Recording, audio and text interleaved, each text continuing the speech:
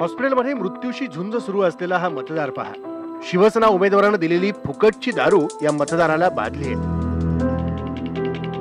हा थोडा नशीबवान म्हणावा लागेल, पण 4 जण मात्र जीवालाच मुकले.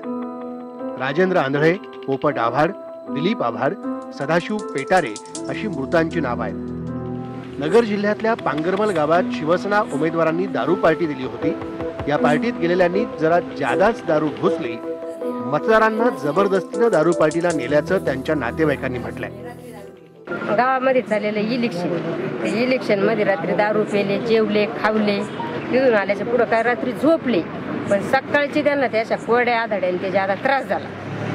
मग ते त्रास झाल्यामुळे आता मी सकाळी म्हणले वैतागामुळे मी जाऊ नको म्हणले. हे गेले ते रोज बोलायला येऊ ओढू गाडीने टाक. पांगरमल मध्ये शिवसेनेच्या लोकांनी दारू पाजली. दारू पाजून 22 बाधा झाली. एक भाग्यश्री गोविंद मोकटे म्हणून नाव आहे, ती शिवसेनेचा उमेदवार आहे, आणि एक मंगल आव्हाड म्हणून पांगरमलचीच आहे. यांनी तिथं दारू पाजली आणि मग त्यानंतर सगळ्यांना 20 बाधा झाली. रविवारी रात्री पार्टी होती. पार्टीनंतर हँगओव्हर असेल म्हणून सकाळी पण पार्टीतून आणलेली दारू हे मतदार प्यायले आणि मृत्यूच्या आणखी जवळ गेले.